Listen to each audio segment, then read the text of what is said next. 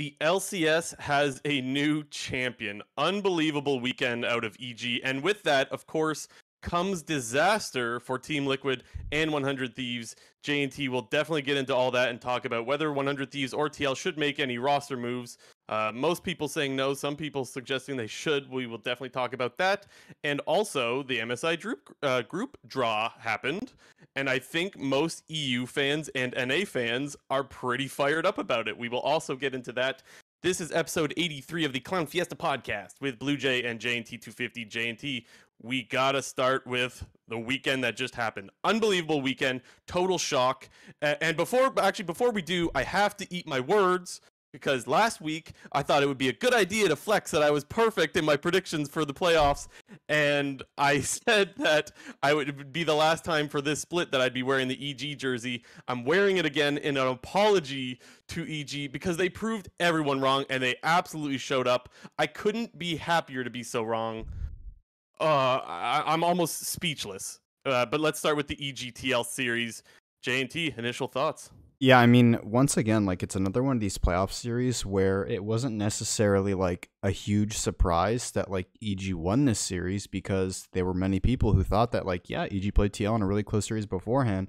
But once again, like, the fashion in which it happened, 3-0, like, this wasn't as hard of a stomp as the finals was, because there was a couple close games, especially sort of in the early mid game.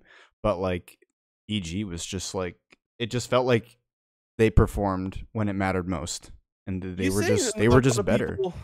You say not a lot of people were surprised, but I do think a lot of people were surprised. Like, of course, yes, there were some people still predicting EG, but the solid majority, what was it, like, with like the analyst test, wasn't it like 75% or something like that, were predicting TL? Like, that's a pretty significant number, isn't it?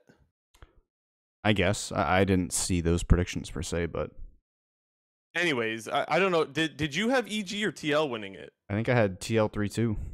Yeah, I had TL 3-0, and I must say, I thought for sure, like, I felt really confident, too, that TL was going to win this series, and obviously that didn't happen.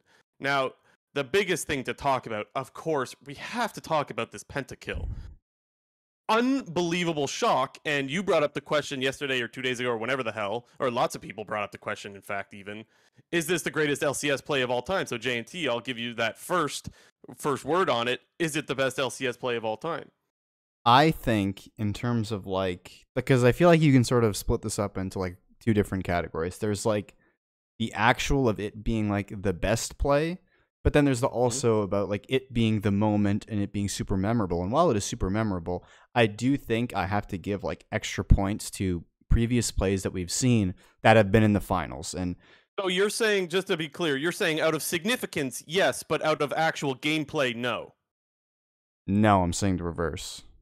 Like, gameplay, yeah, but significance, no, because it wasn't in the finals. And what I mean by that is, like, you know, I tweeted this out, but I said the main plays that came to mind when I thought of, like, best LCS play of all time was the Phoenix Azir Quadra, Double Lift Solution in 2016 Summer Finals, Stixxay Tristana in 2016 Spring Finals, and then Danny's Tristana play from not too long ago, last split, in the playoffs versus 100 Thieves. And I think I give extra points to the Stixxay and Double Lift plays because they were in high pressure, like, game winning moments for the finals.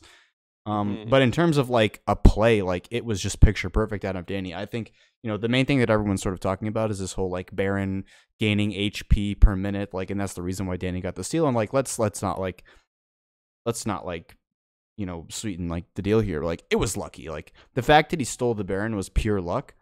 And because he stole the Baron, it allowed him to pop off hard because he got the Jinx reset, basically just having the move speed necessary to just avoid whatever was coming his way and just, you know, hit a bunch of like under 1000 HP targets. But in terms of like mechanics and how he played it, like, it was picture perfect. Like, once he got that reset, it was like he couldn't have done anything better. No, and I agree with that 100%, but I thought I would have, like, significance, or let's start with the skill side first. I thought, because even as you just mentioned, there was like a luck factor there. Obviously, the Baron healing is kind of insanely lucky. I thought because of that, you would say maybe, well, of course, he was kind of gifted. I don't want to say gifted. That's not the right way to go about it, but he was kind of gifted, for lack of a better term, the Baron, which allowed the resets to happen. And then, to your point, of course, from there, he takes over and is an absolute monster. But significance, I thought, it is a huge significance, even if it's not in the finals. You're losing that game. And then you steal Baron and get a Penta? That to me is almost as significant as it gets. Of course, yes, it could have been the finals. It could have been at Worlds finals. Yes, there is higher levels there. But as far as significance to me, I do think it is the best play that we've ever seen in the LCS.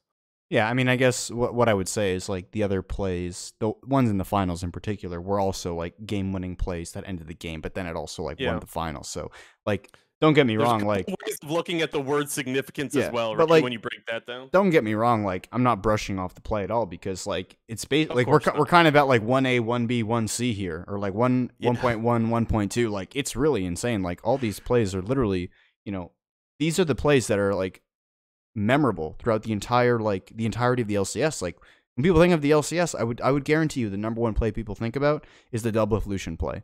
Yeah. And like you see it all the time in like hype trailers and videos and montages. Like there's the Phoenix play, there's the double evolution play, and I do think the Stixxay Tristana one is a little bit forgotten. But like you got to remember, like that was in Game 5 of a finals for CLG to win. They went to MSI. That was the year they finished second at MSI. Had a really good season, and it can get a little bit lost in the wind there. But like that play is for sure going to be the play that just will stick out in people's minds, especially when you consider that, we're kind of entering a new age of the LCS in terms of the talent that we're seeing, the age of the players, like Danny and JoJo, like presumably are going to be young players that are going to be around for a long, long time. And, that's the play you're going to point to, which made Danny into the star that he already is. Yeah, the thing is, I kind of thought that with the play that we saw out of him last year, right? With like the pretty much 1v9 play. I don't even remember, was it an official Penta or was it unofficial? His play last year on Tristana. Right, I thought it was unofficial. But I mean, that like you look at that as a pentakill kind of play as well. And you thought that was something that Danny was defined as. Well, he's got another one now, right? And like this is one that we are going to see for years. Yeah, I think you're 100% right about that. To talk more about this series, let's get into more about what this series was and what we saw out of it. Even though obviously team fighting was amazing for Danny, but if we talk about the bot lane, they actually struggled in most of their games and managed to find leads regardless of the poor lane status that they were in most of their games over the weekend. But what did you think specifically out of TL kind of stomping them in lane and not really being able to do much about it? Yeah, I mean, I think it was sort of expected that TL was going to have the upper hand in the majority of lanes. But one of the reasons why people viewed EG as a potential threat to Team Liquid, and even when they played them in their previous series, where it went all 5 games, TL did end up getting the victory. But EG's team fighting and EG's sort of mid to late game, even from deficits in the early game, was enough to sort of compensate for their lackluster early game. And we saw that exactly in this series as well. Like, TL was winning the majority of lanes. Like, they were hard winning bot lane. Like, one thing that was funny when I went and looked back on, EG didn't get a single first blood any of these 6 games. Yeah. Like, but they still won and they looked great. Like, they were constantly down, anywhere between 1 to 2K in the majority of early games because they did fall behind. And, credit to Hansama and CoreJJ, who played pretty well in lane for the most part. But you did sort of see in the mid and late game where TL's mistakes they've sort of been making somewhat consistently over the last 5 weeks, is like TL will just kind of make this big macro mistake in the mid game when it comes to like a certain player's positioning, overstaying in a lane, not setting up their vision or objective control as well as they used to. And TL's been kind of doing like a little bit of throwing in the mid game, and you kind of saw that throughout the series where they would have a lead, and then once it came to sort of be like team fighting around objectives, you saw them overstepping a little bit too far, or maybe fighting when they shouldn't, or like not really like not willing to give up the objective and fight when you're strongest and sort of take these somewhat overzealous fights. And you saw EG punish pretty decisively. Like once they gave EG like any room, they took it over. And some of the discussion on the co-stream specifically was about, should you keep giving Danny Jinx? And obviously after this weekend, everyone's going to say no, with good reason for that matter. But the thing that Meteos kept saying sarcastically, I might add, is like, dude, we're smashing this bot lane. Why would we ban Jinx when we're absolutely stomping it? And the conclusion that I've come to when it comes to should you leave it up or should you not leave it up is, look, if you can continue to smash lane like that, that's great and all. But if you can't manage to shut down Danny when you've got that big of a lead on Jinx, maybe it is worth a ban, right? At some point, you have to accept, look, he continues to find leads. He continues to absolutely pop off, and we're not shutting down this pick hard enough. and they obviously didn't really respect that, and he kind of kept stomping them with it. The other thing is too is like they would hard stomp the lane, and then Danny and Vulcan would just rotate top and just take plates topside, and TL would trade for that. And don't get me wrong, trading, there's a time for trading, but if you're winning that hard, like you don't want to be trading plates if you're playing Ashe while they're playing Jinx. The Jinx is going to get the advantage every time. And that's where I think a lot of TL fans, I mean, mind you, TL fans were frustrated for a lot of other draft reasons, but that's one of them in my mind where look, let's not draft Ashe Zyra if we're not going to continue to be able to step on the throat of EG's bot lane, because that's clearly their win condition, and it's clearly the way they play their games. All weekend long, you see them feeding kills to Danny, and with good reason, you see why, because you see what he can do with it, right? Yeah, I definitely, when you sort of take a step back and kind of reevaluate the games, like in terms of the way that the early games played out, it doesn't really, you can't really fault TL in a sense for giving up the Jinx pick, because I think they did a great job in the early game of getting advantages in lane. But, kind of as I was just mentioning before, TL has sort of been prone to making these sort of mid-game mistakes, and EG was just able to capitalize on those mistakes and basically dig their Jinx out of a hole almost in about 30 seconds when it came to like 15 to anywhere between 10 and 15 minutes in the game. And one thing I thought was super interesting, and I think I'll get to it like a little bit later in the next series, but EG kind of just copy-pasted like the 100 Thieves game plan of last split in terms of how they use Danny and how they game plan around him, because they were literally feeding every resource possible into Danny. Sure, he might get behind in lane. Sure, he might not necessarily be stomping his lane and getting leads, but despite that, they're doing whatever they can to still provide gold to the late game carry. And when you're playing a champion like Jinx, one who can take over the game in a matter of seconds, should you be able to get that reset in a team fight, you saw them constantly feeding him Rift Herald's bot lane, constantly lane swapping him top lane with Vulcan whenever they were struggling in lane, or they found a good timing to utilize the Rift Herald as well. And almost every single Rift Herald this entire series and this entire weekend was going towards Danny. It would be interesting to know, because I mean, I know he got a bunch of plates, but I didn't really count or pay attention too much to how many plates he got over the weekend, because that seemed to be what started to get the ball rolling in most of those games, because clearly in the early game they're getting stomped, right? I wish I would have paid more attention to that, but I don't really know. If someone knows, please let us know, because he probably got a lot. But there's other places to talk about. I mean, of course, bot lane is an area you would have a lot of focus on, specifically with EG and how they play. But there were other areas to look at. I mean, Jojo Pyun played great. Inspired started to look like that LEC MVP we've been waiting for. His Nocturne was great. His Jarvan was sick, man. Like, he had a really good weekend, and Impact was a rock the whole week long. I think Impact probably played his best league that he played of all split, as well as Inspired, honestly.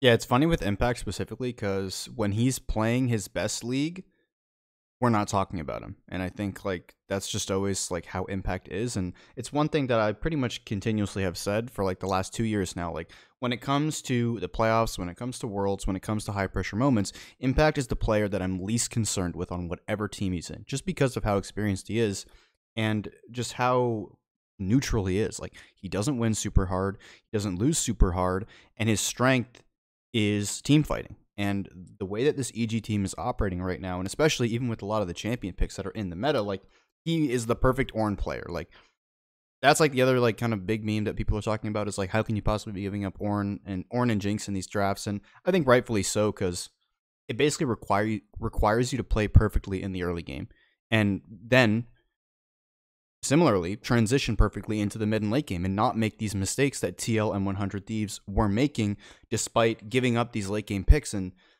at a certain point, like the power level of these champions just really can't be ignored. And Impact did a fantastic job against Whippo, basically not getting behind.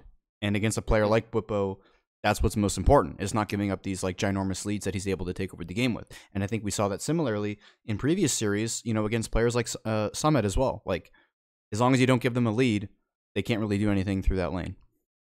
Especially when Whippo is on a champion like GP. He's had a long history of being a really solid GP player, and that's something that you got to be afraid of. Now, mind you, Whippo was still dishing out a shit ton of damage in that game, but he wasn't able to take over that game, which is something you would have seen a lot of in the past with Whippo. Another guy from TL that I want to talk about, that we need to talk about, is Bjergsen. I did not think Bjergsen had a good series. I think most people would agree with that. And now I'm not as crazy upset with Bjergsen as I've seen some TL fans are. Mind you, it's Reddit, sure, but I thought Bjergsen had a pretty damn good split. I did not think he had a good series, and it feels like fans are very quick to throw him to the wolves.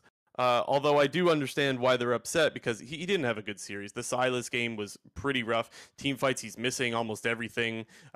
Then there's the time Impact face checks him on Aatrox, and he doesn't like. He takes forever to use the Aatrox ulti that he stole from him, and then he whiffs everything as well. Like, it was not a good performance out of him. It just wasn't, and that's really disappointing because he's the guy that forever North American fans have been able to rely on to show up in playoffs.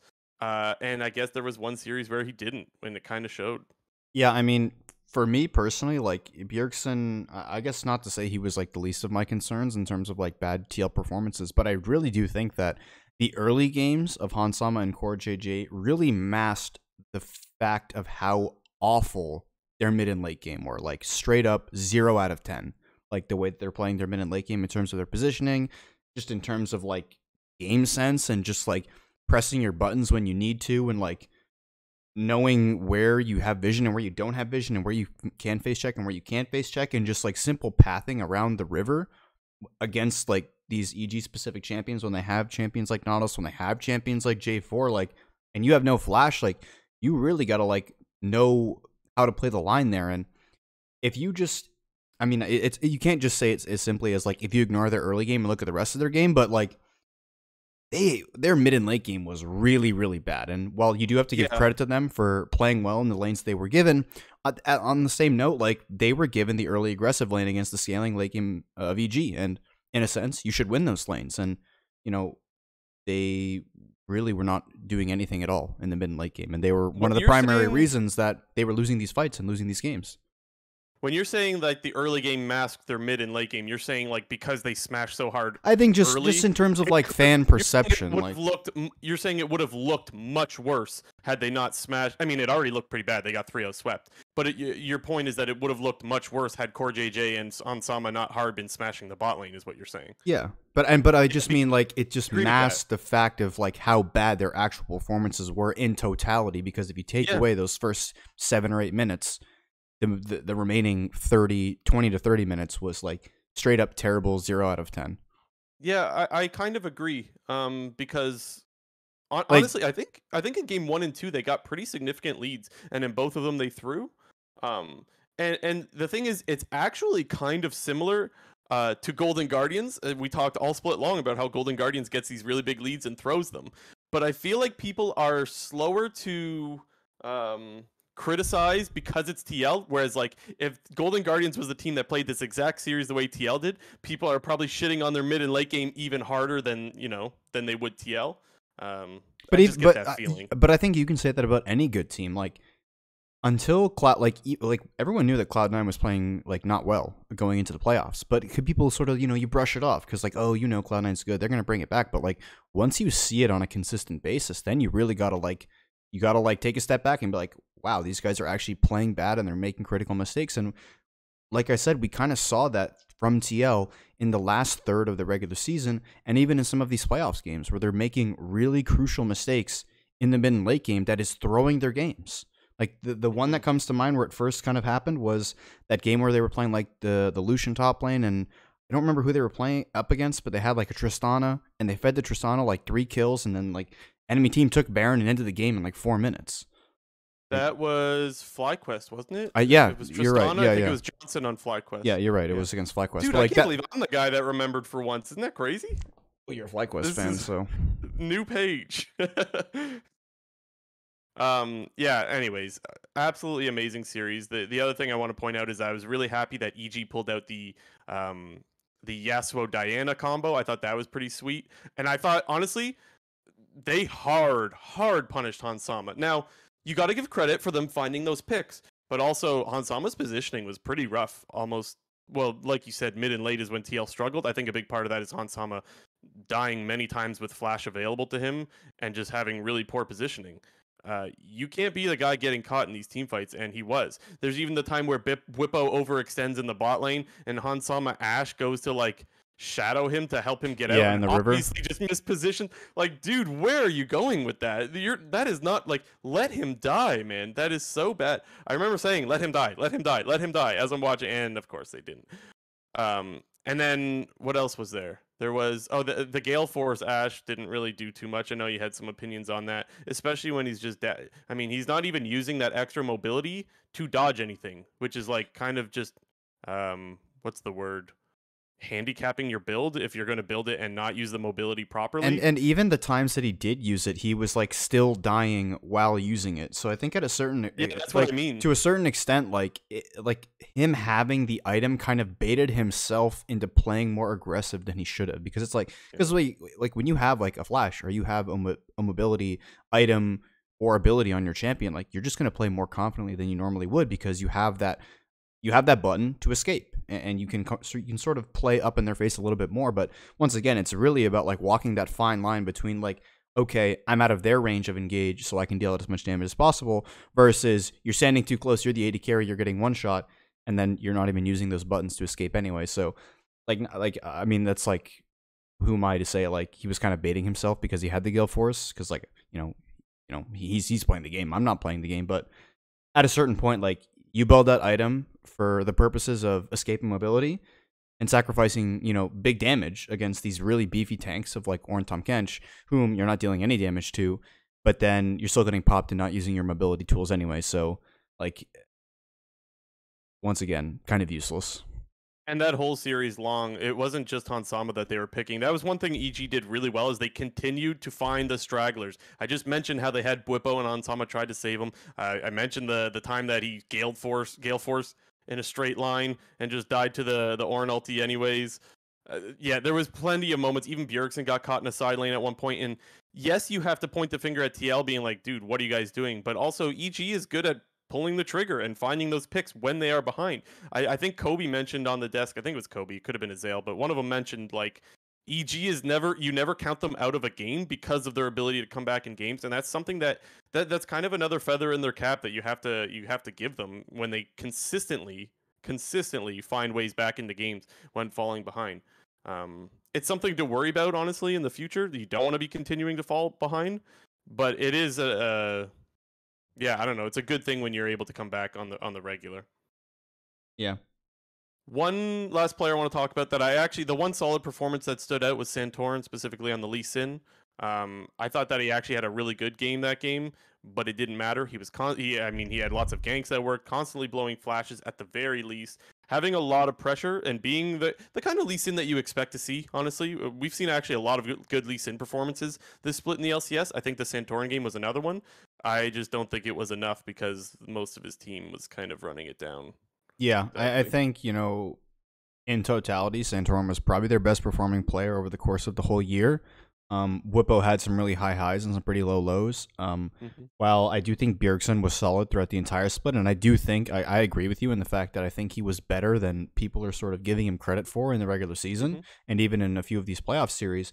But I think just Santorin has been, like, solid throughout, like, the entire season. Like, he hasn't looked bad at all to me. I was also worried that in this sort of TL roster, he was going to revert to being more of a passive jungler, kind of one that he originally was known for and a bit flamed for during his time with like TSM and when he was on NRG, kind of before he did like his little mental reset before he joined FlyQuest. Like he went to like Academy and then played in EU for a little bit. But Santorin feels like the FlyQuest Santorin, who was like really popping off in Season 10, where he has like that even balance of like aggression and like solid team fighting. And we've seen that in a few of his like champion picks. Like his Lee Sin was great for his early game. His J4 was great throughout the entire split. His Viego was really good in terms of being a late game carry. And I know he didn't whip it out in this series, but I thought whenever he picked Volibear, like usually Team Liquid had done a pretty good job of like game planning the first 10 minutes to, do proactive things with that champion in the early game. So, to me, if I'm really going to point fingers in this series, it's going to be the mid lane and the bot lane. I don't think I can really fault. I don't think I can really fault Bwipo for not running over Impact. I don't even think he was in really any advantageous matchups that gave him a lot of early game power to take over the game. Like first game, he was playing Shen into Ornn. Second game, he was playing the GP into Ornn, which is like a late game scaling matchup. And the third game, was he playing like Aatrox into Ornn or something like that? I Or don't remember game three. he was playing the Ornn and Impact was playing the Aatrox. But you Okay. know, I think I already said my piece on bot lane, and I just think in terms of Bjergsen, I guess the last thing I'll say about him is he just felt a little bit AFK. That was all. Like, I don't think he was playing bad individually by any means. Like, sure, yeah, he like may have missed a couple of button presses, but like he wasn't like JoJo was just being more effective on the map. And I actually did think Bjergsen was being bad, honestly. I even think I mentioned what I said about the Silas game, but even the TF game, he didn't really do much of anything. The one team fight, he ulties randomly to like on top of Danny with no chance of killing him and just gives Danny the reset. Like Danny's just like, okay, kills him and then ends up being able to reset and clean up the rest of the fight. So honestly, there might have been other instances, but those are the ones that stand out. And when I think of two games that you poorly performed, I think that's enough for me to say I do think Bjergsen played pretty bad. In my opinion, anyway. yeah, but I mean, for me, the main culprit is bot lane, despite their early Yeah. games. Which is so weird with how they smash bot lane and then. But you're right. Anyways, we've said plenty on that. Let's get into the post-mortem part. Just a reminder of what this is. After every team is eliminated, or at the end of their split, J&T and I give a score of 1 to 10 of how happy the organization is with their result from where they were before the split started to where they ended up at the end of their split. Obviously, TL cannot be happy. J&T. Do you want to go first? I mean, yeah, I'll like lay it out here a little bit because Okay. I think when this roster was put in place, and the rumors sort of were flying around about like, oh my god, like this is the TL roster, like Core JJ is going to get his green card so they can import in Bwipo, and they're going to get the best LCS mid laner of all time in Bjergsen. Like everyone thought it was just championship or bust, and I've never been a believer in just like the idea and the mentality of like it's championship or bust, because even if you finish second, even if you finish third, there are usually still like positives you can take away from the season. But when it came to this specific roster, for sort of once in my life, I really did sort of identify with the notion like this team is literally championship or bust. Okay, And yeah, you saved it there for a second. I yeah. thought you were gonna say it wasn't. I'm like, No, what? but I'm just saying, like me personally, like even when it comes to esports or like traditional sports, like I'm never of that mentality where like people will always say like, oh, it's championship or bust for the team. It's No, like, I dude, like agree. it's not I like agree. as black and white as that. But in terms of this team, filled up with some of the best veterans across their times in NA and EU, like Yeah. there is like no like excuses or even like any margin for error in terms of like, well, what can you say about this? So for me, it was either a 10 or it was a 1. And 10 was if they won, and 1 was if they didn't, because they didn't win. And like I even said at the beginning, like this is TL's split to lose. And to just see them sort of like crash and burn so hard in this moment, like, yeah, they had a close 5-game series against EG in the first round of the playoffs, and yeah, they got reverse swept against 100 Thieves in the upper bracket finals. I still think that people were going into this weekend with the idea that TL should be the favorite. And not the favorite by like a large margin. Like sure, I think that all the matchups were somewhat close on paper, but like to disappoint this hard, get 0-3'd and like not even look competitive, like it's a 1. Like it was either a 1 or a 10 in my books, and you didn't win the championship, so it's a 1. Yeah, I'm not that extreme with the 10 or 1, but I am completely with you with the only chance that this team is going to call the split a success is if they win, and they didn't. I gave them a 3. Reasons being, obviously, you probably spent more than any roster has ever spent. I could be wrong because TSM spent a shit ton of money last year, and so did Cloud9. But this has got to be, if not the most expensive, then one of the most expensive rosters ever. I heard a number thrown out that it was like 7 million, and there was rumors last year about 10 million, but like sometimes that's over a few years, and so we don't really know, I guess is what I'm saying. But regardless, definitely one of the most expensive rosters ever. And to finish third when you're spending that kind of dough, that fucking sucks. So there's that. And I think TL fans will say instantly 1 just because it's so fresh. But in the end, you want to do well at Worlds, and technically you finish top 3. That's the copium side, right? And that's why I can give them a 3, is because if this were to happen again in summer, you'd still be absolutely pissed, right? 3, you're not happy. But you can go to Worlds and salvage the season. If you were to ask Steve, for example, would you be okay with going 3rd in North America in spring, 3rd in summer, and then you make it to either semis or finals at Worlds, which I know we're far from that happening. I think he would be okay with that.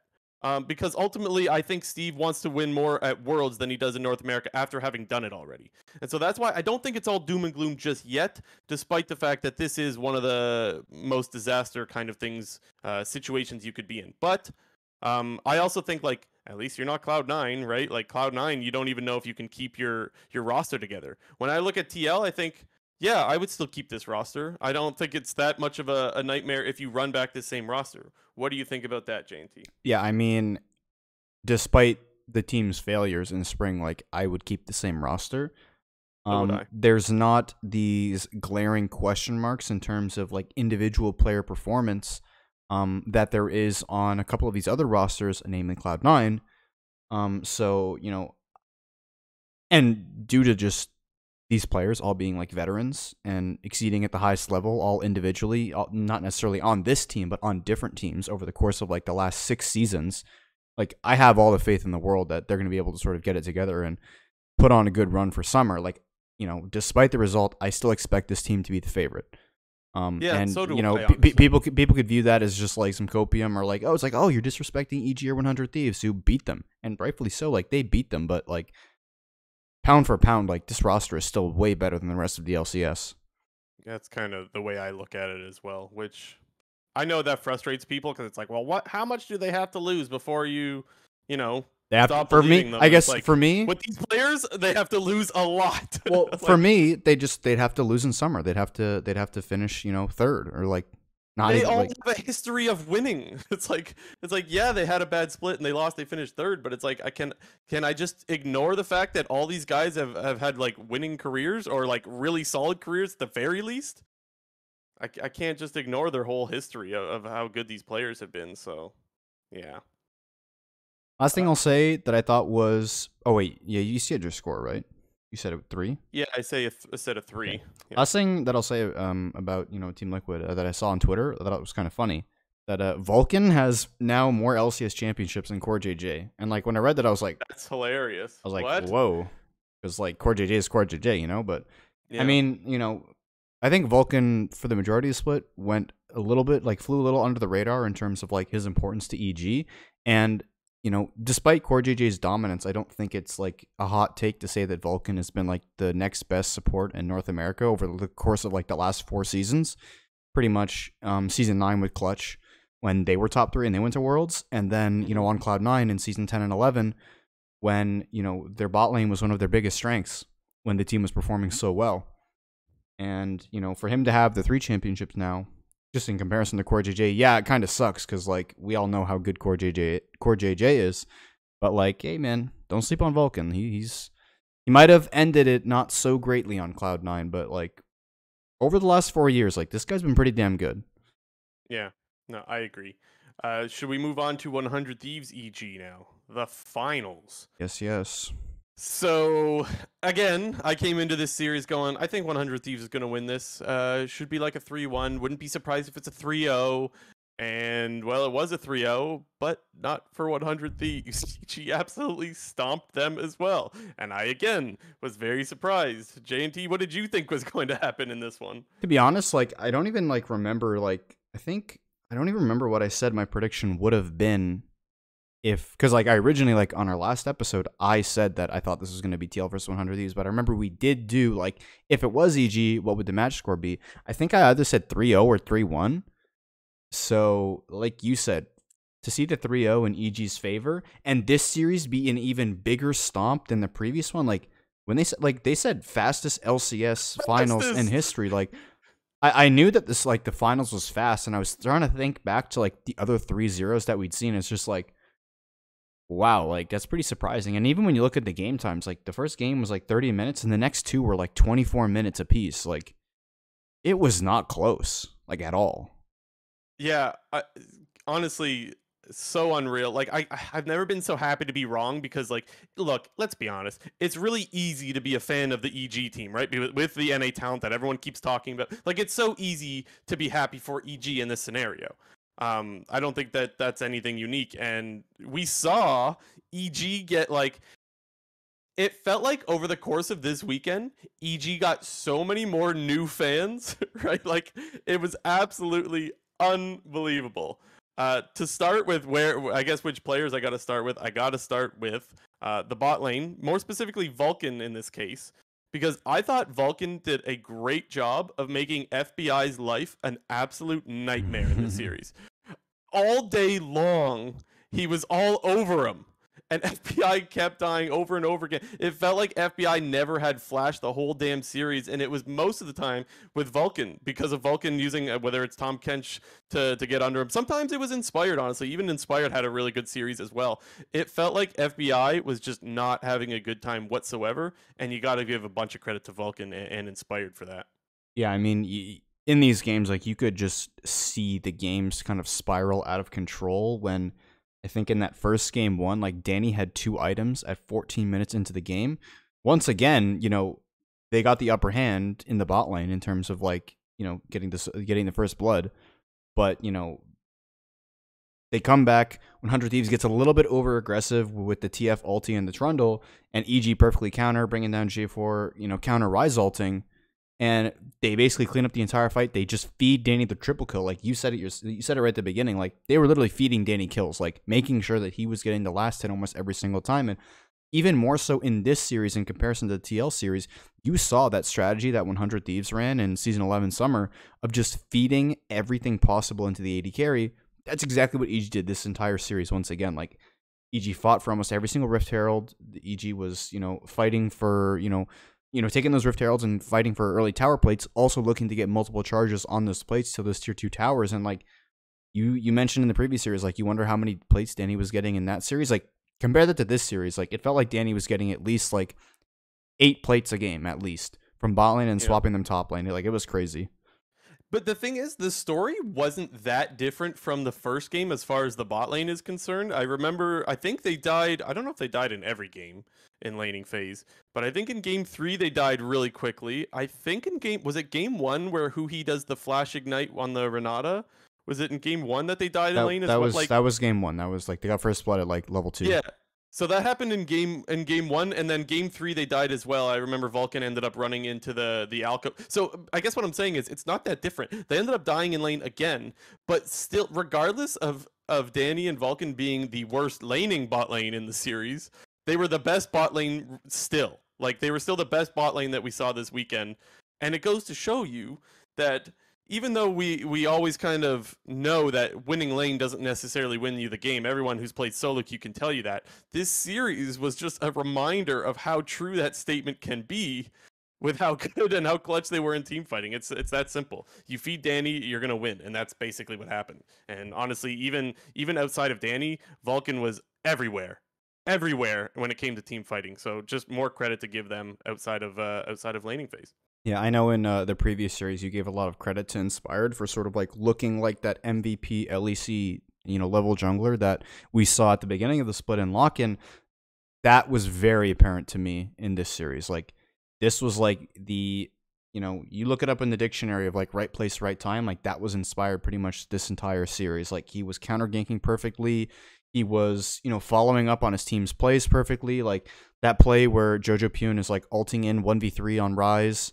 Or not ulting him, but like, he's hiding in a bush in the enemy jungle, 1v3ing people, baiting with the stopwatch, and Inspired kind of like comes up and dunks all 3. Like, it was just like, it felt like that EG knew exactly what they wanted to do the entire series, and 100 Thieves, you know, they just didn't know how to counter these plays that EG was going for. And the plays that 100 Thieves were making were being perfectly countered by EG, and I think that had a lot to do with, like, you know, the priority that Jojo Pune was able to get pretty much the entire series. Like, Jojo, like, this series in particular, like, Jojo was winning lane pretty hardcore. I remember saying specifically because we thought that they were only going to play TL. I remember saying, like, Jojo Pune might be a liability in the mid lane. He was not even a little bit. Honestly, he died once in lane in the TL game to a really nice gank from Lee Sin, and that was about it. He actually had so much pressure around the map. He's Rise ulting everywhere. Like, what more can you ask for? He got counterpicked in 2 of the 3 games and was winning those lanes he was getting counterpicked in. Yeah, unreal. And then inspired, I think his J4 was so freaking good this weekend. The one fight he forces FBI to ulti, and then as he dunks FBI and forces FBI rather to flash out is what I meant to say. He then follows up with a 3-man flag and drag to get himself out of the cataclysm. It's That like was the perfect disgusting. engage, perfect disengage, and it was like, dude, the execution on these team fights is so clean. At J&T as the Jarvan player, you were watching that probably just going absolutely insane. I'm guessing. Yeah, Uh except for I think it was game one. He oh, didn't what take do? stopwatch. He didn't take stopwatch. He didn't take the free stopwatch in game one. I remember, like, I was like, "What are you doing, bro? Like, that's your Leave thing." it to JNT to get upset about the runes. Mind you, I understand why, but it's just funny that like He went free ass boots for some unknown reason. yeah, that's JNT's pet peeve is I guess builds and runes. You're kind of No, LS in not that even that. in Not that even manner. that. Just on What do you Jarvan. mean Like, not even that? just on Okay, Jarvan. sorry. Like, Yeah, on Jarvan. Yeah, I should have dude, specified if on you're not Jarvan. taking stopwatch on Jarvan, you're trolling. Straight up. Yeah. That's the freest 650 gold of your life. But regardless of all of that, obviously you could easily say that he showed up this series. Another thing that I wanted to point out was I really, really liked the Mordekaiser pick.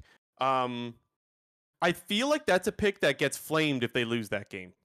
Yeah, I Because a mean, lot of it's a people just don't like new stuff, but like this is something Impact has played in the past, and he was great on it. First of all, I don't really know why Closer was on Graves. That felt kind of random, but regardless, he just erased him in the one team. It felt like every team fight, Impact is just erasing someone. Uh, Sometimes even before using ulti, and it was like, oh my god, the amount of what's another word to say? I can't use the pun. The amount of the amount of impact that he had in these fights dude. was absolutely nuts. That was the game where I thought they were gonna whip out the Olaf, and they didn't. Like, I was like, dude, this is like kind of like a dream Olaf game. Like, 100 Thieves, you mean? yeah, like I thought they were gonna Yeah, pick because they last picked the Graves, and I was like, dude, they're about to pick Olaf and just like play around Closer perma, and I was like hoping that they were gonna do that because like Closer's Olaf is like pretty damn good. It's not as good as Blabber's, but like it's almost the next best thing. And it just kind of fits his play style perfectly. And then you're right, they locked in the Graves, and it just felt super weird because like they had this great sort of engage in terms of the way that their comp wants to deal damage in team fight with the Ornn and the Nautilus, and then they have this LeBlanc to sort of jump in and poke as the tanks are doing their tanking. And I was like thinking, like, well, then you can like pick this great, follow up jungler who's just gonna like run you down, can't really get countered out because like he runs through Leona, he runs through Mordekaiser. Sure, he can get J4 ulted, but like, whatever. You just beat the J4's ass once he ults you.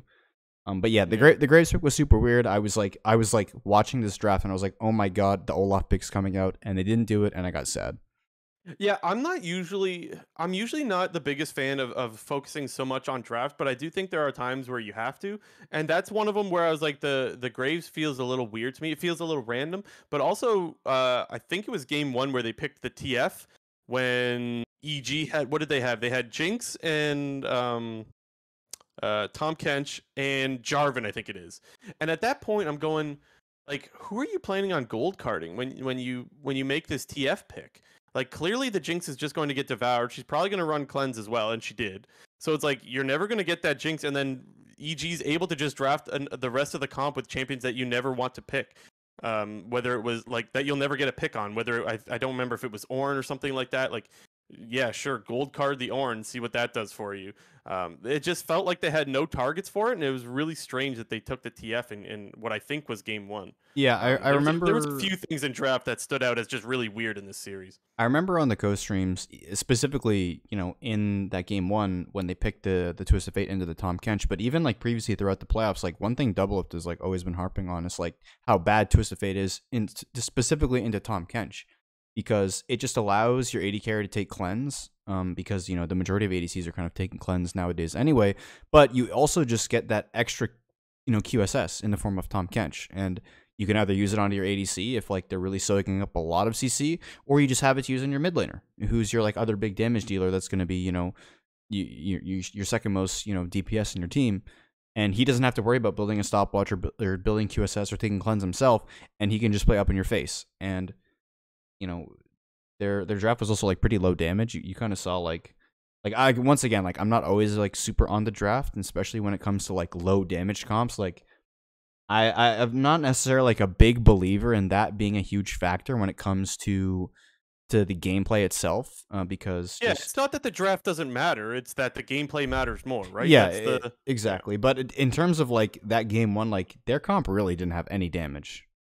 Like Yeah, and there's sometimes you just can't ignore it, right? There's sometimes where like they make these picks and you're like, I don't see how they're gonna win a team fight because here. I don't. because it was they also picked Trundle jungle, and like Trundle is a champion who wants to have a really high damage mid laner to set up really well with the pillar and the ulti, because Trundle does a lot of like, dude, like pillar's not like direct CC, but like, dude, the Trundle pillar is CC. Like you get knocked up, you get knocked up, you get pushed forward into your team, and the slow is like 60% while you're standing on the whole thing. So unless you have phase rush or unless you flash, like you're almost dead to Trundle pillar every single day of the week. But a couple of times, like we saw closer in Abadage going for like these small 2v2 skirmishes, or even just like attempting to poke. Like their poke was literally dealing 100 damage. Like it wasn't doing Yeah. anything.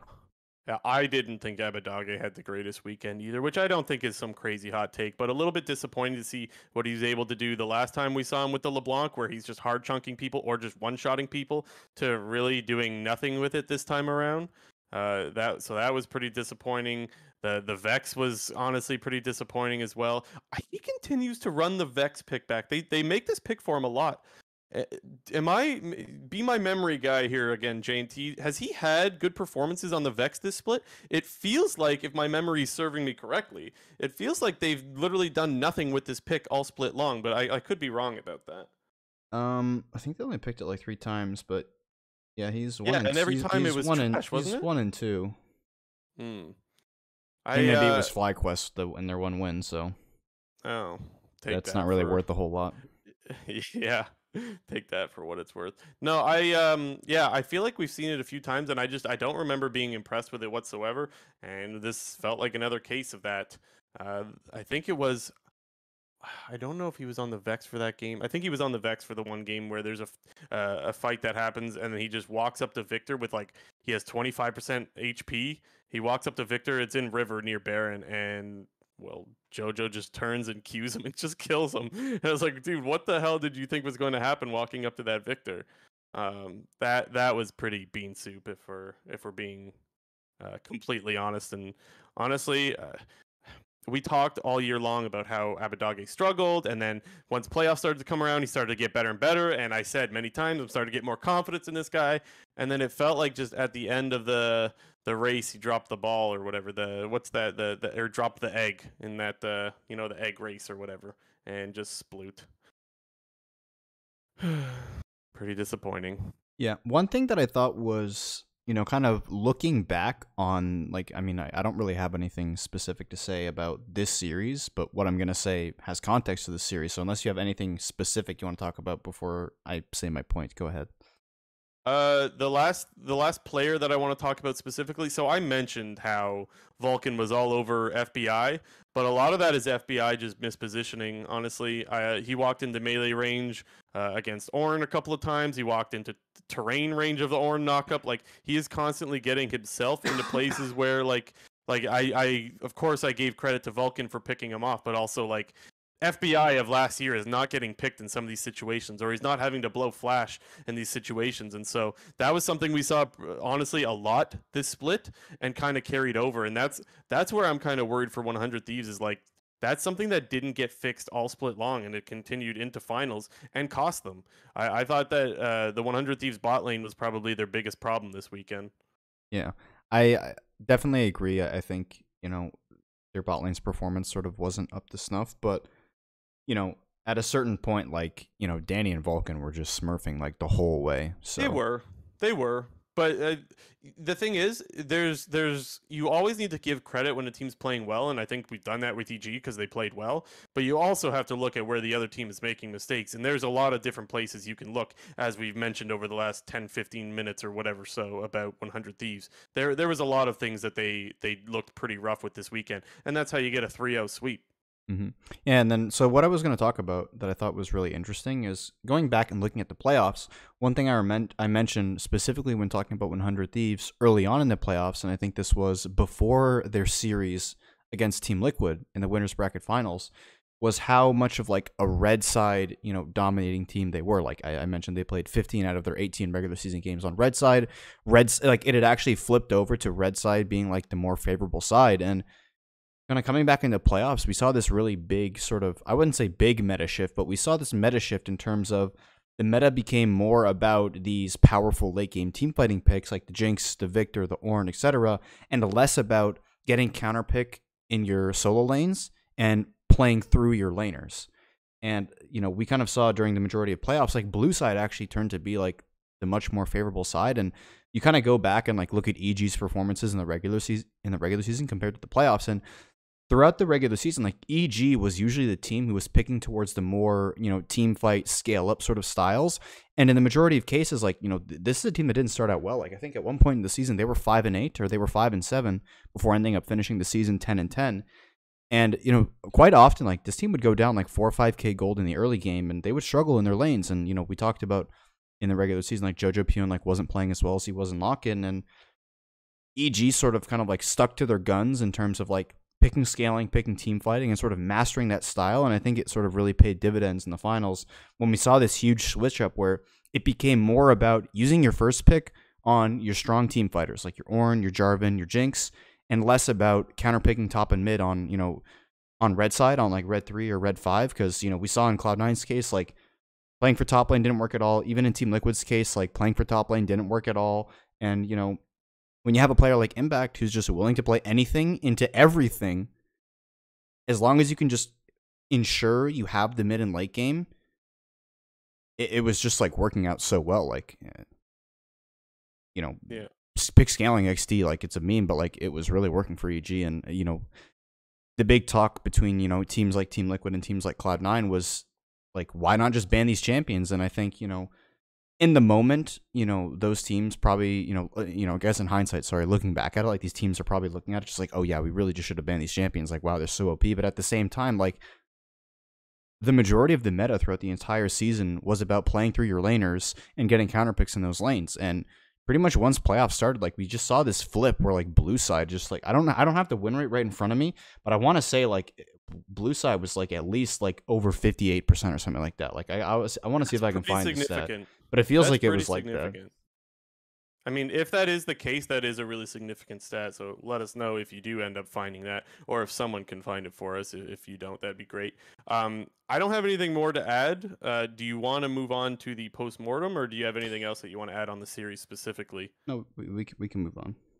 So, look, from 100 Thieves' point of view, I think we'll start with them. I think going to finals, great, and then obviously getting swept, not so great. But I don't think this team is nearly as upset with themselves as like a TL, for example, or obviously C9. You still made it to finals. So I actually gave them a 5 as far as the 1 to 10 score goes. I don't look, whenever you lose, you're crushed, right? But if you look at like where you were before the split started, like if you were told, hey, you'll make it to finals, like you're like, okay, that's pretty damn good. So I don't think it's nearly that bad. Some good takeaways is like coming into the split, they had a 6-man roster, I'll remind people. They didn't necessarily know who their top laner was. And while they didn't come out and say it, I think for me, it seems pretty clear that they had a thought that maybe Someday wasn't their guy anymore and maybe they would start Tenacity. If they had the idea that Someday is as good as he's been playing right now, I don't think there's any discussion of a 6-man roster. And over this split, you definitely learned this guy is your top laner. And not only that, right now I would call him the best top laner in the league. Yes, he didn't win the MVP, but let's be honest, he did over if it was an MVP for the whole playoffs and for the regular season, he's probably getting the MVP. So I would give him the best top laner in the league right now, that award, if you will. And that's something that I don't think you would have had coming into the year. So there's that as well. I mentioned with the TL thing, well, TL would still be going to Worlds, right, with the top 3 finish. Obviously, so would 100 Thieves if things continued the way they are now. So I think 100 Thieves is happy with going to Worlds. Do I think they're really happy? No. That's why I give them a 5. I think they're probably still pretty upset with not being able to defend their title. And obviously, they wanted to prove that last summer wasn't a fluke. But I don't think they're too far off from being able to repeat a win again in summer. Like, you still have that chance. And so I don't think it's nearly as bad as probably a lot of 100 Thieves fans feel about the whole split. Yeah. Just like for some quick, I don't have all the games, but in the last 4 playoff series, blue side versus red side, blue side was 12-3. So just to put that into like a little bit of context. When it came Smaller to sample like, size, but interesting nonetheless. yeah, I mean, it was a little bit more even for the for the other four playoff series. Red Side was slightly favored, but like, I'm gonna like say it was like probably in the ballpark of like 18-10. So, Gotcha. it just, that was just one thing I noticed, like kind of looking back on the playoffs. But to get back to 100 Thieves, I gave him a 7, and I do sort of like, I like to think of this in the context of like, what were your thoughts going into the season, and where were you at compared to where are you now? And even I think post lock-in, like, I don't think it was like a stretch to say that this team, at the bare minimum was like maybe the third or fourth best team when you kind of saw like what Cloud9 and Team Liquid were doing early on in the split. So kind of like you said, to end up in the finals, like especially after like, the season kind of started with a bit of, some question marks out of 100 Thieves, getting knocked out of lock-in early on, being 6-6 at one point in the regular season, to end up second place in the finals, like it's a pretty good result. Like I think the majority of organizations that basically pretty much everybody that's not the current Team Liquid roster would be perfectly happy with. And, I do think, like you mentioned, in our opinions, like there were some question marks about like who was actually the starting top laner of this team, because they announced that they were doing the 6-man roster, but it's very clear to say like Someday is looking really, really good. I agree with you that right now he's the best top in the league. I think based on consistency is what I would say. I think the highs of Summit and Whippo were still better, but there's really something to be said about like just playing well the entire of the split, and like not just like turning in like these really bad performances like we saw out of Summit and Whippo. And, to me, the only question marks of this roster really is mid lane.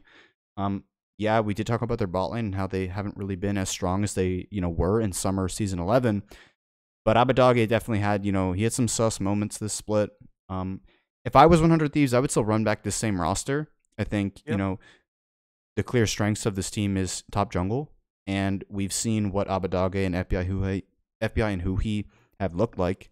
And I don't think it is like a stretch to say that they can get even like to 80% of what they were before. Like not even 100%, but at least 80% the way that the rest of their top side is playing. So I think this team is like they're right in it for Worlds. Like, so I agree with most of what you said. I guess the thing that I'm holding back on, and why I don't know why I didn't say it, I guess I forgot to mention it, and what's keeping it to a 5 rather than your 7, for example, would be honestly the bot lane, because I think this was the best area of your roster last year, or at least one of. Like maybe you could have given it to Closer because he was a monster, but like their bot lane was really, really good, and they played a lot around bot lane. And I feel like they've sort of lost that a little bit.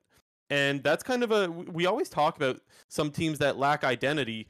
That's one of their identities that they had and that they lost. And mind you, they did gain a new one with like their top laner being an absolute monster, and you could always now play around top. You did lose something in the process. And so that's why I don't think they're incredibly happy with their finish. If their bot lane was playing a lot better, I feel like it could easily give them a 7 or even an 8.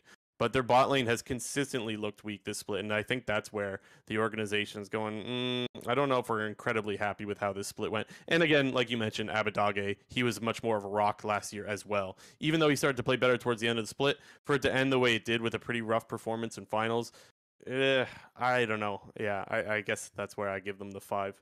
Yeah, I guess, I mean, I don't know if you meant exactly this. I don't know if I would say their bot lane is weak. I would say it's weak in comparison. But in terms of in comparison to the rest of the comparison to what they had. That's where I look at it. I would say their bot lane was about average. Like they were average. Yeah, coming into this split, you think that you have maybe the best bot lane in the league, or one of, I guess not, because Hans. I would say number 2. Right, you expect them to be up there in the conversation, and I don't think we ended up with that, and that's where I think some of the disappointment comes from. But I mean, as much as we want to talk about like 100 Thieves bot lane's poor performances, like even if you had to stack them up right now, like I would still probably put them like 4th best. Could even be 3rd, because like what do you really say with Cloud9's bot lane? I think TL and EG's bot lane are like the clear 1-2. I think you'd probably have to put EG ahead of them right now, just the way that Danny was playing. Like but it's hard to say. I think 100 like I don't have as much faith in them in terms of like can they get back to their original form as I do to sort of Team Liquid, because I don't know, I guess I'm just so used to the sort of players on the TL lineup playing at the highest level. And while we know 100 Thieves is solid players and they just won a championship last split, like that hasn't been the narrative the entire time. So I still think this team is looking solid going into the next split.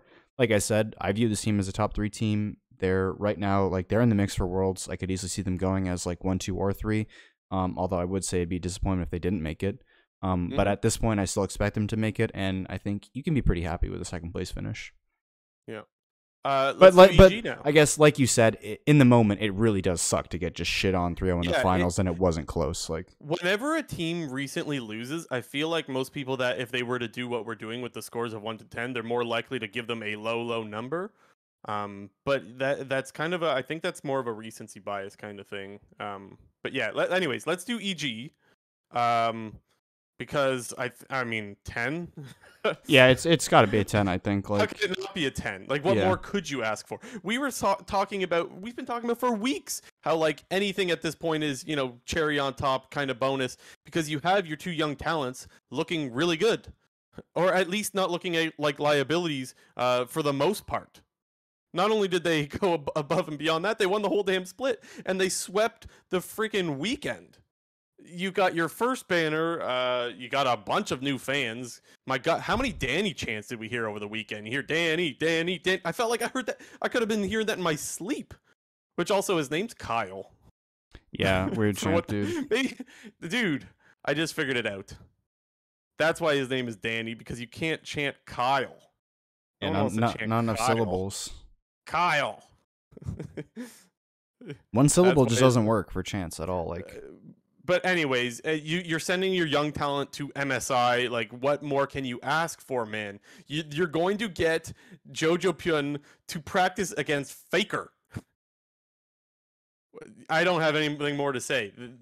You invested in young talent, and they won the split. It's a 10. There's nothing else for me to add. Yep, 10 out of 10. There's not much else to say. Yeah. Let's talk about MSI because the group draw did happen. I think most NA and EU fans. You know what's funny? It's become this like the norm, where like in these group draws, North America and Europe are happy to draw each other, which is like it's so BM, but it's so like it's true. Like it's nothing against Europe, but North America wants to play against Europe rather than China or the LCK. Like no, man, no one wants to go up against Faker. Like you want to do scrims against Faker. You know, you want to, like, with them being in another group, you get to practice against the LPL and the LCK. You probably get a lot more games and a lot more, like, of course, stage games are going to be more valuable. But you, in theory, should be able to get some of that later on as long as you move on from groups, knock on wood. Yeah, it does feel like both NA and EU are happy about the groups because... They have to be. You know, either region, you know, views as like, well, the opposite region is like the easiest team to beat. Like, we don't want to go up against China. We don't want to go up against Korea. And it's kind of best case scenario that they drew into each other. And they also got the LCO representative Order in their group, who I think the majority of people would view as probably their weakest region in the world. You know, let the memes go flying. Like, yeah, C9 lost to PENTA at MSI 2021. But I mean, their region as a whole is really not that good. And especially with this team being the 3-team group, because there's no representative from the, what's the acronym? The CIS, the Russian league, due to, you know, the conflicts going on over there and everything like that. We're going to see a lot of games between NA and EU. We're going to see 4 games between G2 and EG, and then, you know, 4 games between G2 and Order, and 4 games between EG and Order. But it just makes for like a lot of exciting narratives, specifically when it comes to like the NA versus EU rivalry. So in terms of entertainment value, I think this is probably as good as we're going to get in terms of the draw. But like, let's be honest here, like dodging LCK and LPL, like it's pretty bad in terms of like the competitiveness of like MSI and whatnot. Like I think a lot of people would rather see like, in terms of like, you know, the competitiveness, like I said, like they'd rather see like EG or even G2 go up against, you know, the LCK or the LPL. But it's kind of just like potentially a free road for G2 going into the knockout stage. Yeah, and honestly, it should be for North America as well. Yes, last year there was the loss to OS with Pentanet beating Cloud9, but honestly, you look at this and it should be a free ride for both. Like, this is one of those where you mentioned how before, like the TL thing, it's like it's win or bust. This is like, you got to make it out of this group, man. I know EG is young players. I know there's a lot of stuff that can go wrong at these international tournaments. But like you said, like the Oceanic region, no offense to our regular Lamau LP, I hope he's not in chat right now, but that is the worst region. And it's not even necessarily their fault. It's already a minor region with a low player base. And then North America takes all the better players from the region already. It should be a free road out of groups. But as a North American fan, obviously, you can never get too far ahead of yourselves. Should we list what the rest of the groups are, Yeah, JT? I know you gotta. in Group A, we have T1, Saigon Buffalo, Team Ace, and Detonation Focus Me. And for the regional representatives, that's LCK, VCS, Latin America, and the LGL's Japan. One thing to note is the Saigon Buffalo are actually the second place finishers in the VCS. I remember briefly reading about this on Twitter, but the Gigabyte Marines won the VCS, but there's like a conflict between them competing at the SEA Games, which I assume is something similar to the Asia Games. For people who are like our Eastern fans, they would obviously know what the Asia Games is. But there's a conflict. It's happening at the same date as MSI, and they're doing that instead of going to MSI. So Gigabyte Marines is actually the number 1 seed out of that region, but they're not going because they're representing them at that event. So we have the Saigon Buffalo. If people remember, you might know them as the Fangvu Buffalo. They were at Worlds in Season 8 and MSI in Season 9. And they're like I would say they're a bit of a fan favorite in terms of like other organizations that, from our minor region. So Group A, like, let's not beat around the bush here. T1 should be the overwhelming favorite to win MSI this year. Yep. There's always that fun, these fun games between Detonation Focus Me and major regions because they seem to just randomly take games off of major regions or at the very least look quite competitive. So I think other than that matchup, this group is probably going to be pretty snoozer, T1 8-0, and that's mostly it. You never know. Sometimes there's issues of burnout and whatnot. This time of year, there's a lot of burnout discussion, and so while I don't think that should mean T1 should drop a game, I guess what I'm saying is there is a higher chance of variance when it comes to these tournaments because obviously players are really burnt out after doing the whole playoff run in all of their regions and then not really getting a break because it's right back to hard grinding for MSI. So I guess what I'm saying is there's a chance for variance. Did you say what the rest of the groups are yet? I was going to say Group B is RNG, PSG Talon, the Istanbul Wildcats, and the Red Canids. If you recognize a few of those names, well, yep, they've been at a bunch of international events as of late. RNG, they beat Top Esports in the LPL Finals in a 5-game series. I just kind of read about that series a little bit. I was going to watch it because I heard it was quite exciting. But RNG are no strangers to international tournaments. Group B is, I think, a much more competitive group because they have PSG Talent in that group. PSG Talent have done some damage at previous international events and even took RNG to 5 games in MSI 2021, and that was kind of like the doggo show, if people remember. But then you also have the Istanbul Wildcats. They were at MSI 2021, and the Red Cannons were at Worlds 2021. They got knocked out in the playing stage. So Group B, familiar faces, although RNG should be viewed as the favorite, but don't sleep on PSG Talon. Now, let's talk about the ping stuff, because there's a lot of controversy around that. Yeah, that's the main thing to talk about. The Riot released an article, I think it was about 5 days ago now, basically confirming all the rumors that the LPL is not going to be traveling to Busan in South Korea for the event due to, COVID and kind of like the lockdown restrictions over there. So they are forced to play remote for this event. And to compensate for that, MSI, while all the other teams are going to be physically at the event and will be playing on stage, they're going to be using some sort of like network to force the games onto an average ping of around 35 to kind of level the playing field per se for the LPL. And I think that was met with a lot of question marks because there was a lot of people kind of initially bring up the point of the VCS from MSI 2021 and how they couldn't come due to COVID restrictions and they weren't really granted any compensation. Obviously, like they're not as big a region of that the LPL is, and Riot clearly panders towards their Chinese audience. So to me, it was no surprise that they made this decision, although I still think it's the wrong decision. The thing is, for me, like, I don't know if it's necessarily pandering if you're talking about just trying to get a way to get the LPL to play, because I think the whole world gets something out of the LPL going to this tournament. Like, I don't think the LCK, if I don't think T1 feels as good about winning this tournament if the LPL isn't there. You know what I'm saying? So even though it's like, here, let's do things to make it so that the LPL can participate here.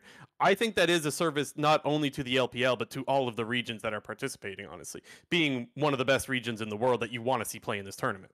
Yeah, but I mean, to me, it's not about a question of the LPL competing. It's just that, you know, they unfortunately will have to play remotely. But, you know, Riot made they made the decision to level the playing field and put the games on, you know, put the games on 35 ping. I don't agree with the decision, but, you know, it's not surprising to me.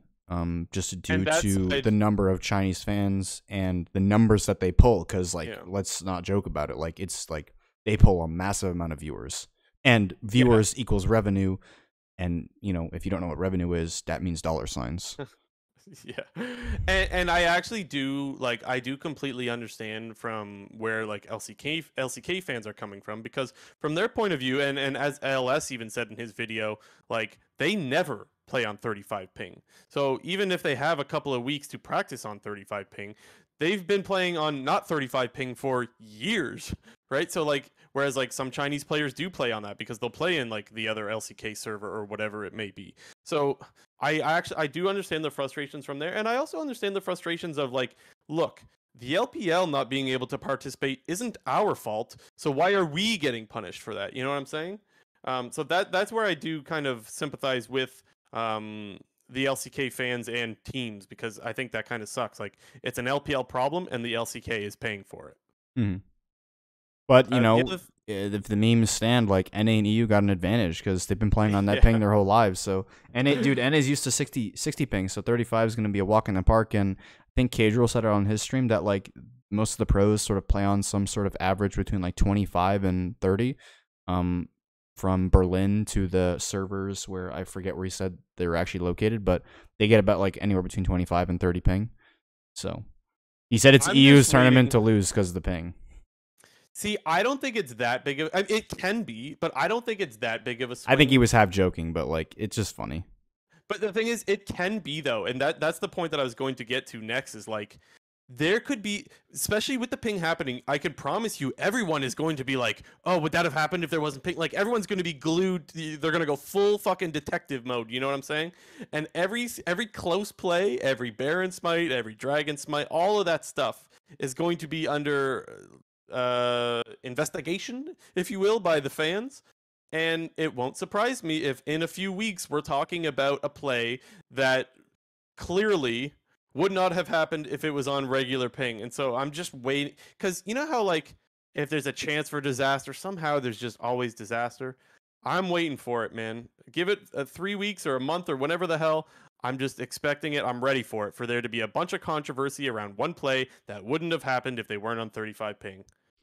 Not even one play, but I just think that, like, in a world where, like, T1 underperforms and, like, doesn't play well, like, unfortunately, the excuse of, like, ping is going to be relevant whether you think it actually matters or not, because people will point to that. You're right. Whether there's a standout play or not. I think you're 100% and I, like, you know, even though the LPL themselves are also playing on 35 ping, like, it can be used as an excuse for them as well. Like, while they do play around that ping when they're playing in Korea, playing, like, Korean solo queue and stuff like that, you know, for it to be on official matches is still different, because all official matches are, like, played on basically 5 ping.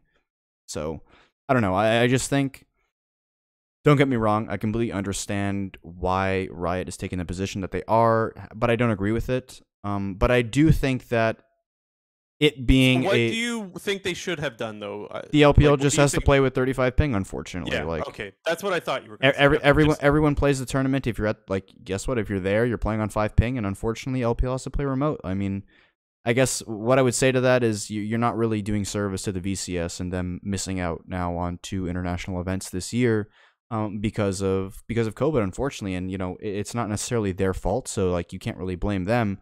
But it doesn't seem that Riot has sort of gone to the lengths to help involve them as they are with the LPL. But like I said, I'm not surprised at all about it because of the reasoning said prior about just the numbers that they pull.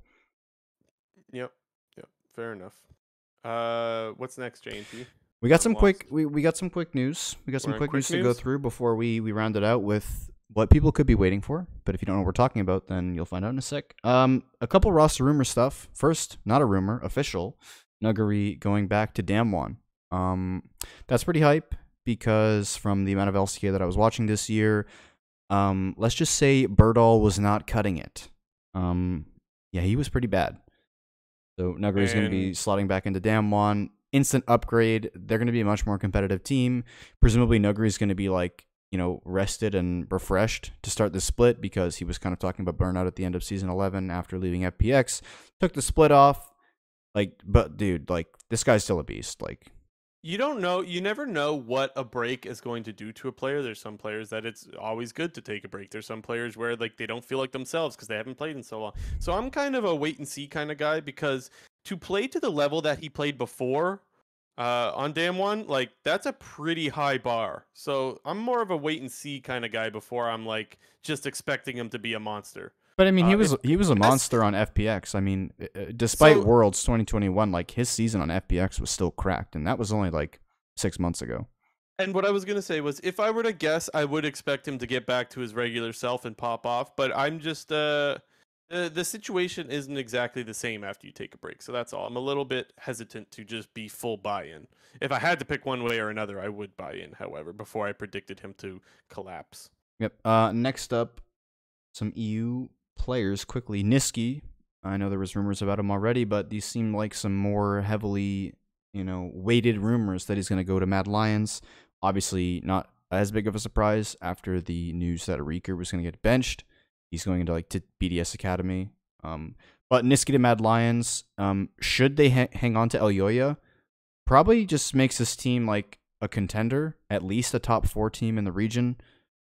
I think this was one of the only ways to hold on to Elyoya. I think so as well. A few times, he was looking to go. If you don't get him someone a better mid laner, I think he was looking to go. This guy does not want to finish. Where they finished 7th or something. 7th, yeah. They missed playoffs. He does not want to miss playoffs. And Elyoya is a monster. He's not happy. He's not okay with missing playoffs. Yeah. So I think this move is very much, yes, we want to win, but we also want to keep Elyoya. So let's find someone that he can play with that is a top tier mid laner. Yeah. Next up, Jizuke, former EG mid laner. He was the problem, XD. He said on Twitter. I know. It was funny.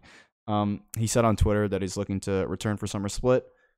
I don't know if he explicitly said he's looking for opportunities in NA and EU, but I think it's pretty safe to assume that he'll be looking for opportunities in NA and EU.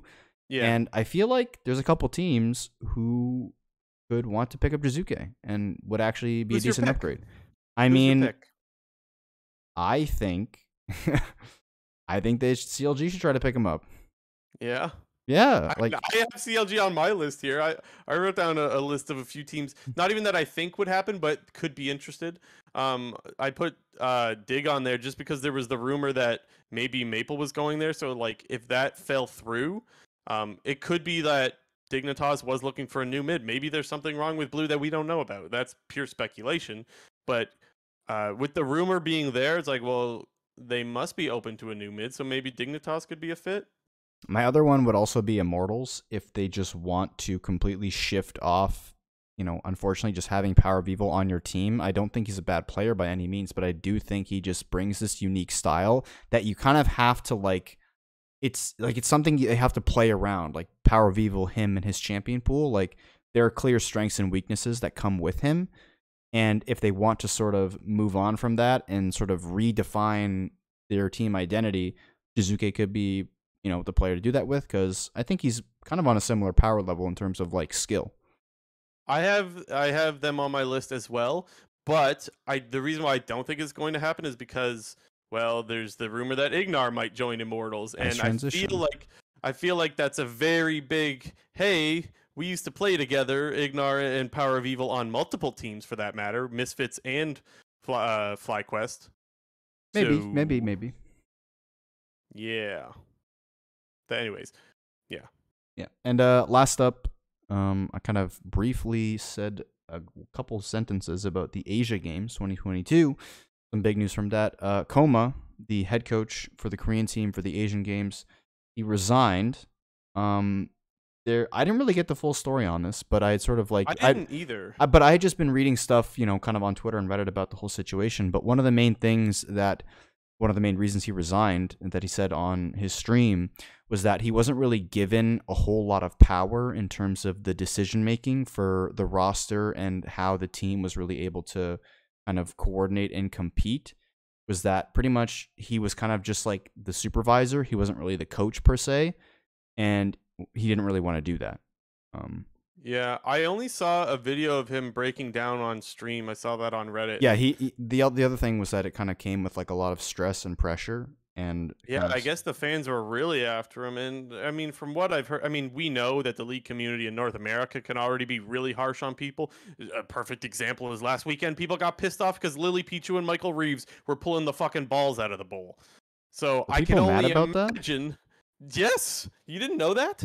I mean, I knew that they were doing that, but I just thought it was just like a bit of a meme. But I don't know, like No, people were actively mad about that. no, Lily's like, okay, I'm not doing that again. Like she was, I don't know. You feel bad because like, are they not two of like the most wholesome people there are in like the gaming community? Like, how can you be upset with Lily and Michael Reeves? Like, be mad at Riot if anything. But regardless, we know that the league community can be really tough on people, and I guess it's no different for even Coma. Go figure. So that felt pretty bad to see.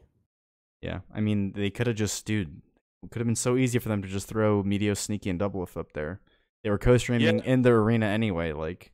Dude, I don't know this for a fact, but I can almost guarantee you Doublelift was wanting money. He talks all the time about knowing what he's worth and how the LCS can't afford him for some stuff and blah, blah, blah. Apparently, Lily and Michael didn't get paid. I don't know if Meteos did. Probably not either. They probably were just asked and were like, yeah, sure, what the hell? Because, I don't know, I could just see them being super lax about that, Like, they're not the kind of people to... Whereas, like, Doublelift, he's asking for the paycheck to do that, man. There's a reason why Doublelift hasn't ever been on like the analyst desk or anything like that, and maybe he did way back in the day, but since his retiring, he hasn't been on the desk, and I feel like that's because he's probably asking for the cash. And like I said, he's even said they can't afford me many times. So yeah, Double's a big shot, dude. That would be totally like you're right though. Sneaky Meteos Doublelift. Perfect. Or even just any of the other LCS players that were at the event, like. Actually, Sneaky's not perfect, and I'll tell you why. Because you can't rely on Sneaky to do anything on like a schedule. Even this co-streams, he could never show up for in time. Mind you, he was co-streaming at the venue this time, so maybe this time around would have been a good time. But like, Meteos will always say like you can't rely on Sneaky to do anything at a specific time or anything like that. I don't know. The way that I saw it is like I thought they were just like using it as a way to attract like more normie fans to like watch it. It's like, oh, like if I'm a fan of like the offline TV crew or just more of like that side of Twitch, I'm that more willing to like wanna even watch or go to the LCS knowing that those people are going to be there and are going to be, on the broadcast in some form or fashion. I think that's what the thought process was, but the reason why people were pissed off is because they're not in the league scene, even though Lily used to be in the league scene. Well, she was very prevalent in the league scene for quite a while, honestly. But yeah, that doesn't, What they really should have done, is they should have asked Michael Reeves to build something to open the balls for them. Perfect. Honestly, that would have been hilarious. And honestly, it would have been so like people would have loved that. They would have eaten that shit up. Mind you, it would probably take them 8 months to make it happen. Yeah, how long his videos come out. Maybe they got him working on one for World's Draw or whatever. But. Yeah, I mean, like, dude, even if like anyone watching right now, like, if you don't know who Michael Reeves is, like, that guy's fucking hilarious. Like, you got to go watch his YouTube videos. Funny, man. Like, yeah, those two are great. I mean, those three, honestly, I'm a big fan of literally all three of those people who did the ball. You're a little Meteos fanboy. Yeah, I am a Meteos fanboy. I am. I think that's it for this episode. The one thing that we wanted to do before we close out the episode, though, is we want to shout out people that participated in our prop sheet this weekend. We have the winners. So they are 1032 is I think how you pronounce that. THOUXAN. So shout out to you. We will reach out to you on Twitch as long as you're following because I checked it. He's following perfect, so we have a way to reach out to you. And She Wolf She Wolf Flash, She Wolf Ash, She Wolf Ash got second place. So you two will be taking the $75 and the $25 of RP or cash or whatever. We'll Did you figure it say out which with you one guys. was first or second, by the way? I don't know if you... The Okay, just 1032 making was sure. first place. She Wolf Ash is second place. Just making sure.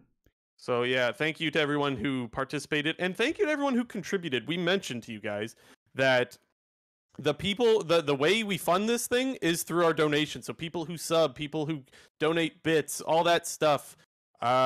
We can't do this without you guys because I mean, yeah, we don't really make any money off the podcast. So much appreciated for you guys doing that. And for those that want to donate bits or sub or any of that stuff, that money will go towards the next one. So we figured the best way to keep doing fun shit with you guys is if you guys want to support it, we will do it. It's that simple.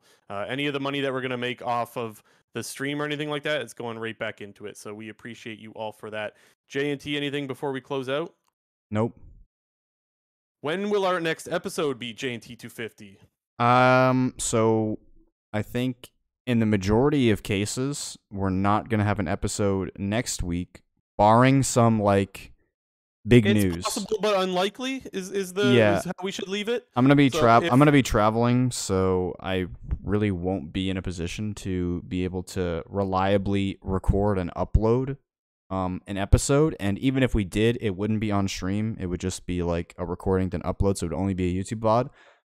But I would say in all cases there's not going to be one next week.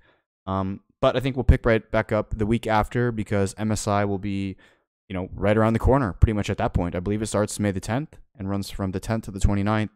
So, next week then is going to be like MSI is going to be starting in like a few days after that. So we'll probably do like a bit of a deeper dive into, the teams and whatnot, some more discussion. Like there'll be some more rumors to talk about as well. So I would say barring any big like news or anything, like MSI's canceled or like they're cutting Bjergsen or something like that. Like I don't think we're going to make an episode.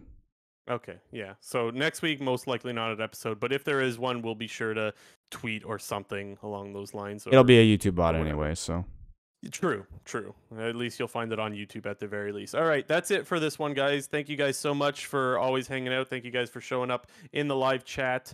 And thank you guys for hitting them subscribe and like buttons and all that stuff. It helps us quite a bit. We will see you guys next time for the Clown Fiesta podcast. Take care, guys.